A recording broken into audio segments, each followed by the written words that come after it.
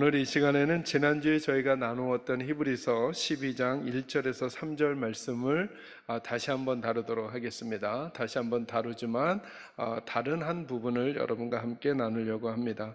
오늘 히브리서 12장 1절에서 3절도 잘 읽어보시면 명확하게 우리가 받아들여야 될 진리가 무엇인지를 말씀해 주시고, 그리고 우리가 행해야 할 하나님의 명령과 말씀이 무엇인지를 잘 구분해 놓았습니다. 그 중에 12장 2절은 특별히 예수님이 누구이신지를 다른 사람들의 의견이 아닌 하나님께서 선언하시는 내용이 나타나 있습니다. 그 첫 번째가 뭐예요? 12장 2절 초반부에 예수님은 믿음의 뭐라고요? 주님이시라는 거예요. 믿음의 주. 제가 지난주에 설명해 드렸죠. 여기에 주님이라는 말은 로드라고 하는, 그러니까 통치한다 이런 개념보다는 저자, 시작하신다, 창시자이시다 이런 뜻이라고 말씀을 드렸습니다. 그러니까 믿음을 시작하게 하시는 분, 믿음의 반응을 만들어내시는 분이 예수님이라는 거, 이거 바뀌지 않아요. 그 누구도 저와 여러분의 믿음의 삶에서 그 자극을 주시고 시작하게 하는 동기부여가 예수님 말고 다른 것이 되어서는 안 된다라고 하는 거예요. 내가 교회 일을 열심히 하는 이유, 내가 하고 싶어서, 내가 시작하는 사람이 되면 안 된다는 거예요. 내가 교회에서 헌신을 열심히 하는 이유, 다른 사람에게 내가 잘 보이려고, 다른 사람이 나의 자극이 되어서는 안 된다라고 하는 거예요. 나로 하여금 내 믿음의 반응을 자극하게 하는 분은 오직 믿음을 시작하시는 믿음의 저자가 되시고 창시자가 되시는 예수님이셔야 한다는 거예요. 내가 이렇게 사역을 하는 이유, 내가 이렇게 헌신하려고 하는 이유, 내가 이 고난과 역경 가운데서도 낙심하지 않는 이유, 그 이유가 예수님에게서부터 시작될 수 있다고 말씀하는 거예요. 저는 우리 사랑하는 계산제일교회 식구들의 믿음의 시작이, 믿음의 반응의 첫걸음이 예수님 때문이 되시기를 주의 이름으로 축원합니다. 이건 하나님이 선언하시는 거예요. 또 하나 선언하시죠. 그 다음 오늘 나눌 얘기인데요, 뭐라고 말씀하세요? 믿음의 주요 또 온전케 하시는 분이 누구라고요? 예수님이시라는 거예요. 그래서 오늘은 본문의 말씀을 중심으로, 지난주에는 믿음의 시작을 하게 하시는 분이 예수님이라고 하는 말씀을 다루었다면, 오늘은 우리를 온전케 하시는 분이 예수님이라는 말씀이 어떤 말씀인지를 조금 나누려고 해요. 그냥 이 말씀을 한국 단어로 읽으면 온전하게 하다라고 하는 것으로 이해할 수 있겠어요.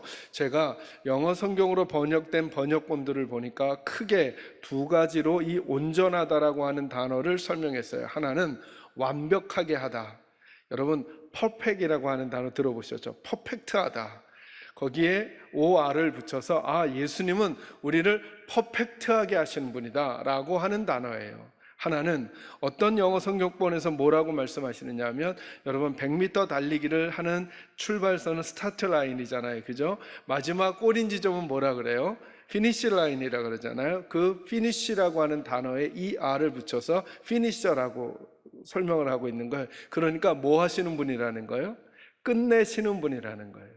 그러니까 여기 온전하게 하신다는 말이 크게 두 가지 의미인데, 하나는 우리를 완전하게 만드시고, 두 번째는 우리의 인생을, 우리의 믿음을, 우리의 삶을 완벽하게 끝내주시는 분이, 저는 이 표현을 다르게 표현하고 싶은 거예요. 우리에게 우리의 모든 삶의 이야기들의 마침표는 예수님이 찍으신다는 거예요. 그러니까 예수님은 완성하시는 분, 우리의 부족과 연약함을 온전하게 하시는 분, 그리고 우리들의 인생의 마침표를 찍으실 분이 예수님이라는 거예요. 우리 믿음의 완성자가 예수님이라는 거죠. 예수님이 시작하셨고 예수님이 마무리를 하게 될 거예요. 이 말이 선언하는 이야기가 뭘까요? 절대 이것은 우리에게 진리로 와야 하는 것이고, 우리가 알고 있어야 하고 절대로 놓치지 말아야 하는 이 가치가 뭘까요? 예수님 말고는 우리들의 삶을 마침표를 찍을 자도 없을 뿐만 아니라, 우리들의 삶을 바르게 해석해 주실 분도 없을 뿐만 아니라, 우리들의 진짜 소망이 되실 분은 예수님 말고는 아무도 없다라고 하는 것입니다. 예수님은 우리의 부족을 채우실 거예요. 저와 여러분의 불완전함에도 불구하고 우리들을 언젠가 완전하게 빚어내실 거라는 거죠. 예수님께서 믿음의 완성자라고 하는 게 무슨 뜻일까요? 우리가 보지 못하는 그림을 예수님은 아직 지금부터 보고 계신다는 거예요. 내 인생에, 내 상황에, 내 형편에, 저와 여러분이 적용할 수 있는 모든 삶의 영역에 다 적용하셔야 합니다. 내가 보지 못하는 그림을, 우리 자녀에게서 보지 못하는 그림을 예수님은 보고 계셔요. 내가 보지 못하고 있는 우리 가정의 그림을 예수님이 보고 계셔요. 내가 보지 못하고 있는 내 삶의 그림을 예수님이 보고 계셔요. 근데 우리들은 우리들의 삶을 어떻게 평가하고 자꾸 판단하느냐 하면, 내 눈에 보이는 내 자녀의 모습으로, 내 눈에 느껴지는, 내 마음에 느껴지는 우리 가정의 모습으로, 내 눈에, 내 마음에 느껴지는 내 건강과 내 삶의 형편으로 내 인생의 그림을 그리고 있다는 거예요. 예수님이 이렇게 말씀하시는 거 아니다. 너희들의 삶을 완전하게 하시는 분은 예수님밖에 없다는 거예요. 그리고 그분만이 우리들의 삶을 평가하고, 그분만이 우리들의 삶을 그려가시고, 그분만이 우리들의 삶은 완성하실 수 있다라고 하는 거예요. 그러므로 지금 내가 바라보는 나의 자녀들, 내가 바라보고 있는 나의 가정, 내가 바라보고 있는 나를 바르게 내가 보고 있다라는 생각을 내려놓고 예수님이 바라보고 있는 시선을 다시 한번 그들과 나와 우리 가정에게 적용할 수 있는, 그리고 우리 공동체와 우리나라에 적용할 수 있는 지혜가 바로 믿음이라고 하는 사실을 오늘 본문이 말해주고 있다고 하는 것입니다. 저는 우리 사랑하는 성도들에게 이 지혜가 있기를 주의 이름으로 축원합니다. 맞아요, 내게 느껴지는 그 느낌이 있을 거예요. 맞아요, 내게 드는 그런 판단이 있을 거예요. 그래서 함부로 우리 입에서, 우리 마음에서 부정적인 말과 비판적인 말과 공격하는 말과 탄식하는 말과 주저앉는 말과 포기하는 말들, 마음들이 나갈지도 몰라요. 그때 믿음이라고 하는 건 이 싸움을 하는 거라는 거예요. 하나님의 진리를 받아들였으므로, 그래, 나와 우리 가정과 우리 자녀들을, 그리고 우리 공동체를, 이 세계를 완성하시는 분은 예수님이시지, 내가 함부로 판단하고 결정하지 말아야지 하는 태도를 갖고 그 예수님의 마음에 마음을 두는 태도가 믿음이라는 것입니다. 서두에 말씀을 드렸듯이 우리의 믿음의 완성자라고 하는 예수님이라고 하는 뜻이 무슨 뜻일까? 저는 이 표현을 꼭 알려드리고 싶어요. 마침표는 예수님만이 찍는다는 거예요. 그러니 오늘 이 말씀을 듣는 우리 성도들 중에 이제 마지막이구나, 이제 끝이구나, 이제 더 이상 소망이 없구나, 이젠 안 되겠구나 라고 하는 생각이 여러분에게 드셨다면 이 생각부터 먼저 집어넣으라는 거예요. 마침표는 내가 찍으면 안 되지, 마침표는 사람이 찍으면 안 되지, 마침표는 환경이 찍도록 하면 안 되지, 내 인생의 마침표는 다른 어떤 조건이 찍게 하면 안 되지. 주님이 마침표를 찍기 전까지는, 그것이 긍정의 모습이든 그게 부정의 모습이든, 주님이 마침표를 찍기 전까지는 그 누구도, 그 무엇도, 그 어떤 상황도 마침표를 찍을 수 없다는 사실을 인정하시고, 저와 여러분의 삶의 문제들과 형편들을 더더욱 주님 앞에 내어 던지는, 그리고 주님께로 가져나가는 믿음의 결단이 있기를 주의 이름으로 축원합니다. 그렇게 생각해 보니까 믿음은 가장 중요한 그 본질적인 핵심이 뭐냐면 주님과의 관계인 거예요. 내가 얼마나 의로운가가 아니라 나는 얼마나 주님과 가까운가, 나는 얼마나 선한가가 아니라 나는 얼마나 주님의 마음과 일치하는 마음을 가지고 있는가, 나는 얼마나 강한가가 아니라 나는 얼마나 주님께 순종하고 있는가. 그런 관점으로 성경에 나타난 하나님의 사람들을 보면 그들은 그들의 의로움으로, 그들의 선함으로, 그들의 강함으로 그들의 족적을 남긴 게 아니라 그들이 얼마나 하나님과 가깝고 얼마나 하나님의 마음과 합했고 얼마나 하나님께 순종적이었는가로 그들의 족적이 남았다는 사실을 우리는 눈치챌 수 있을 것입니다.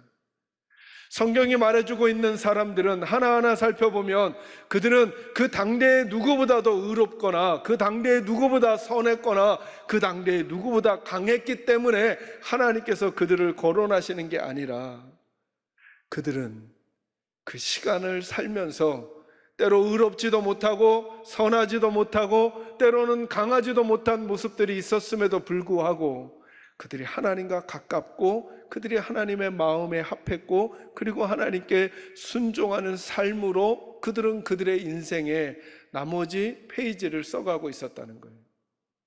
그러니 여러분, 당연히 오늘 우리들도 이렇게 물어봐야 하지 않겠습니까?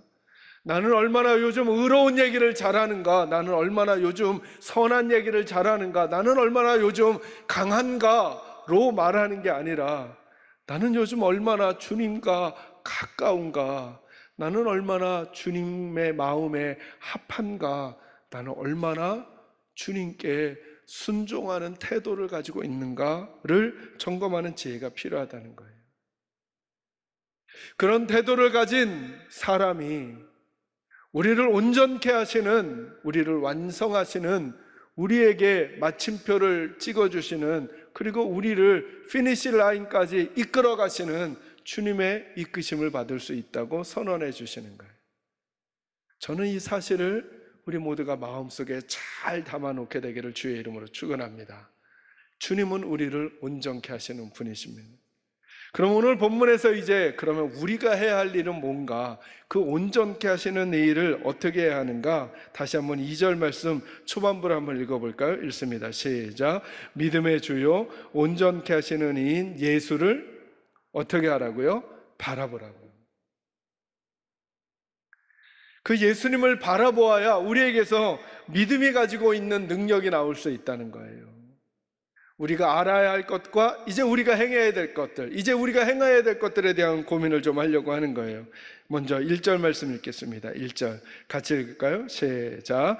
이러므로 우리에게 구름같이 둘러싼 허다한 증인들이 있으니 모든 무거운 것과 얽매이기 쉬운 죄를 벗어버리고 인내로써 우리 앞에 당한 경주를 하며. 아멘. 첫 번째로 주목하고 싶은 표현이 뭐냐면 1절 중반부 부분에 이런 표현이 있습니다. 무거운 것과 얽매이기 쉬운 죄를 벗어버려라, 이렇게 말씀합니다. 그러니까 우리가 인생을 살면서 주님을 이렇게 바라보려고 할 때 우리로 하여금 주님을 깊이 바라보지 못하게 하는 것들이 있다는 거예요. 그게 뭐냐면 무거운 것과 얽매이기 쉬운 죄들이 있다는 거예요. 제게는 이 말씀을 묵상하는데 어떻게 이해가 됐냐면 우리들의 시선을 분산시키는 것들이 있다는 거예요. 주님을 향해서 걸어가던 우리들에게 그 목적지와도 같은 주님에게서 우리들의 시선을 분산시키는 것들이 있다는 거예요. 이걸 조금 마음으로 적용을 하면 마음을 약하게 만드는 것들이 있다는 거예요. 조금 더 다르게 해석을 하면 나쁜 방향을 선택하게 만드는 것들이 우리 주변에 있다는 거예요. 그것을 요한일서 2장 16절에서는 이렇게 표현했어요. 육신의 정욕, 안목의 정욕, 이생의 자랑들이 우리들의 시선을, 우리들의 마음을, 우리들의 선택을 다른 방향으로 분산시킨다는 거예요. 이런 것들이 우리에게 많아요. 그래서 한번 오늘 이 주일 아침에 저와 여러분에게, 그리고 우리 성도님들에게 한번 여쭤보는 거예요. 여러분은 요즘에 무엇 때문에 주님을 바라보던 여러분의 시선이 자꾸 분산되십니까? 여러분은 요즘에 무엇 때문에 주님께 가졌던 여러분의 마음들이 자꾸 나약해지십니까? 여러분은 요즘 무엇 때문에 주님께로 향하던 좋은 방향을 내팽겨치고 나쁜 방향을 선택하려고 하는 마음들이 자꾸 생겨나고 있습니까?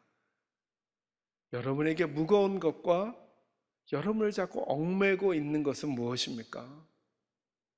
만약에 우리들이 하나님의 말씀 진리를 받아들이고 이것들을 이제부터 행해야 되는데 이 부분을 점검해내지 않으면 우리가 행해야 하는 가장 중요한 목표는 예수님만을 바라보는 것이거든요.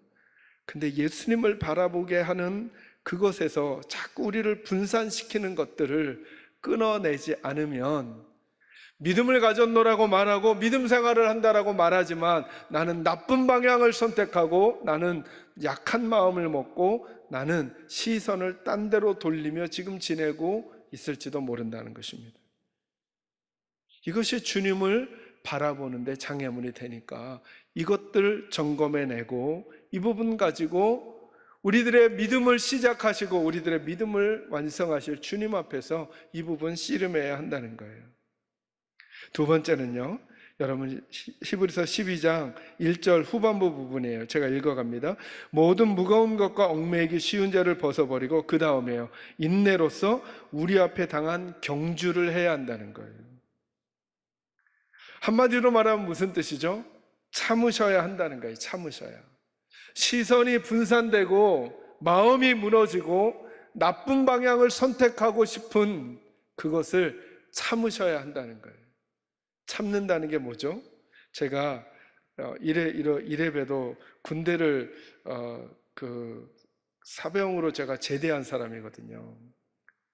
그래서 열심히 군 생활하는데 그 중에 기억나는 것 중에 하나가 뭐냐면, 아침마다 매번 했던 것 같지는 않은데 기억에, 아침에 일어나면 10km 구보를 하는 걸 했어요. 10km. 그러니까 이 10km를 뛴다는 게 만만치 않대요. 다 지치는 거죠.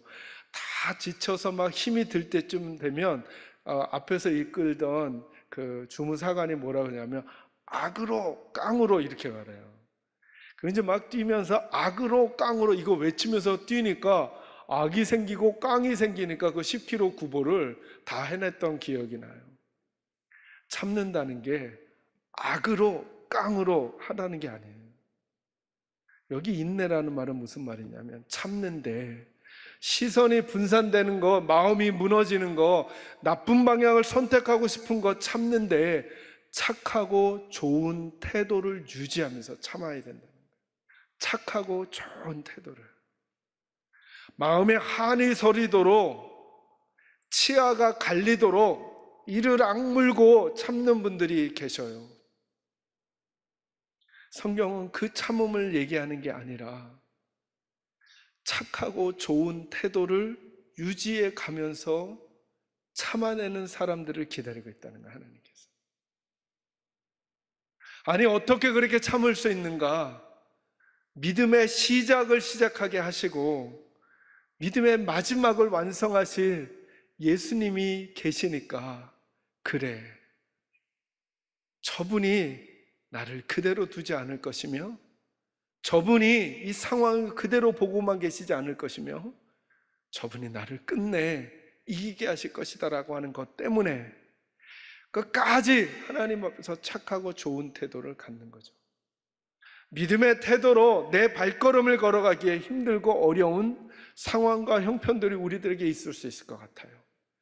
그래서 내 시선을 분산시키고, 그래서 내 마음을 무너뜨리고, 그리고 내 방향을 다른 쪽으로 선택하고 싶은 욕구와, 그리고 그것이 얼마나 정당한지 합리화하고, 도리어 더 그것을 포장하고, 도리어 더 그것을 주장해서 다른 사람들에게 설득하고 싶은 욕심이 우리에게 있을지도 모르겠어요. 그러나 오늘 하나님께서 이렇게 말씀하세요. 예수를 믿음의 주로 삼고 예수를 우리를 온전케 하시는 분으로 삼는 이들은 우리 앞에 당한 경주를 인내로서 감당해 가라고 말씀하고 있어요. 힘들겠죠. 그래서 하나님 앞에 울라는 거죠. 그래서 하나님 앞에 기도하라는 거죠. 그래서 하나님 앞에 원래 가지고 있었던 좋은 의도와 태도를 유지하는 싸움을 하나님 앞에서 하라는 거예요. 이것을 잊지 말라고 말씀하시는 거죠. 맞아요. 요즘은 우리가 여기저기에 불평하기 쉽고 불만을 토로하기 쉽고 공격하기 쉬운 시간들을 우리가 사는 것 같아요. 이때 이 말씀이 우리 성도들에게 한번 들려줬으면 좋겠어요. 인내로서 우리 앞에 당한 경주를 경주하는 거죠. 여러분, 올림픽 경기를 보다가 가끔씩 이렇게 울컥하면서 눈물이 나고 막 그런 경험이 좀 있나요? 제가 갱년기라 저만 그런 건 아니죠. 가끔 그럴 때가 있어요. 언제 그런 마음이 드냐 하면, 경기에서 지고 막 들었던 라켓을 내던지고 막 부러뜨리고 이런 사람이 아니라 어려움을 딛고 간신히 동메달을 따는 펜싱 선수들을 볼 때 열심히 그 나름대로 해서 은메달을 땄음에도 불구하고 미소를 띠면서 다음엔 더 열심히 해야죠 하는 말을 하는 그 모습을 볼 때 우리에겐 또 다른 감동이 있는 것 같아요. 하나님께서 이렇게 말씀하시잖아요. 우리에게는 허다한 구름같이 둘러싼 증인들이 있다는 거예요. 여기 이 증인들이 제게는 어떤 느낌으로 보여지냐 하면, 그래, 저 사람들도 저렇게 했으니까 우리도 그렇게 하자, 이런 우리의 샘플과도 같은 사람일 수도 있지만, 또 한 면은 이런 거죠. 우리보다 먼저 이 경주를 했던 믿음의 사람들이 그 경주를 하는 우리들을 옆에서 막 박수치면서 지치지 말라고, 열심히 하고 있는 거라고, 그 방향이 좋은 방향이라고 격려하며 막 구호를 외쳐주는 응원단처럼도 제게는 느껴지는 거예요. 하나님께서 그런 응원단이 우리 주변에 있으니까 너희들이 어렵고 힘든 상황을 만난다고 해서 너희들의 시선을 분산시키지 말고, 너희들의 마음을 무력하게 만들지 말고, 나쁜 방향 선택하지 말고 착하고 좋은 태도를 인내로서 유지하면서 이 걸음 걸어가거라. 끝내 너희들은 하나님을 감동케 하는 사람들이 될 거야 라고 하는 격려의 말씀이 이 말씀과도 같다는 거예요. 저는 우리 교회에 이런 성도들이 더더욱 많아지시기를 주님의 이름으로 축원합니다. 마지막 한 가지만 더 말씀 나누고 말씀 마무리하죠. 3절 말씀 같이 읽습니다. 시작. 너희가 피곤하여 낙심하지 않기 위하여 죄인들이 이같이 자기에게 거역한 일을 참으신 일을 생각하라. 아멘.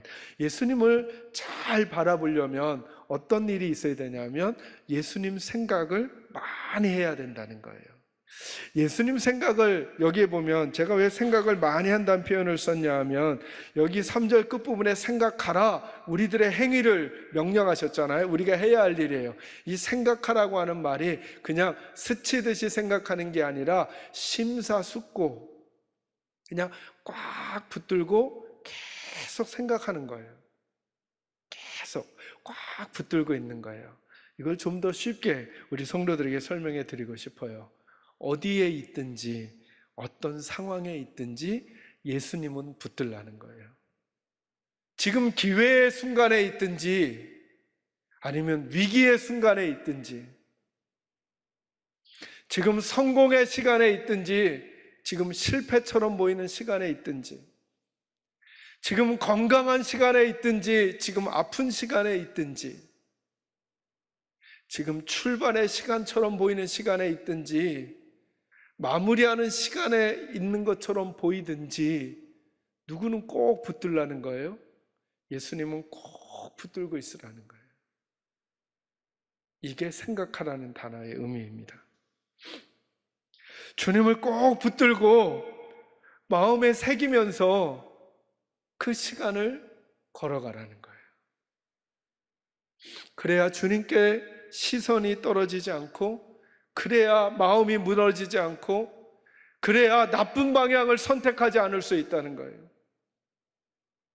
저는 이 말씀을 준비하면서 어디에 있든지 어떤 상황에 있든지라고 하는 표현을 제가 쓰면서 여러 상황에 있는 우리 성도들이 생각이 났어요. 갑작스럽게 찾아온 질병의 판명 앞에 서 있는, 몇 년이 지나도 아직 답이 돌아오지 않는 상황과 형편에 있는 우리 성도들이, 마치 인간으로 보면 내리막처럼 보이는 환경에 있는 우리 성도들이, 10년이 넘도록 씨름을 하지만 아직도 형편이 나아지지 않는 그런 상황에 있는 우리 성도들이,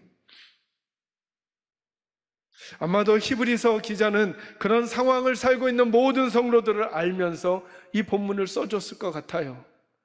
어디에 있든지 어떤 상황에 있든지 예수님만은 꼭 붙들고 있으라고. 그래야 우리가 당한 경주를 끝냈을 때 우리를 완전하게 하시고 우리를 인생의 마침표를 찍으시는 그 주님께서 두 팔 벌려 우리를 맞이하시는 그 지점에 이르게 될 것이라고 말씀하고 있는 것이 아닌가. 저와 여러분은 그 경주를 하고 있는 거예요. 우리 홀로가 아니라 믿음의 주인이시며 우리를 온전하게 하시는 예수님과 함께 간다는 사실을 기억하시고, 항상 그 예수님 붙들고 예수님 생각하면서 저와 여러분의 인생 여정을 살아가게 되기를 주님의 이름으로 축원합니다.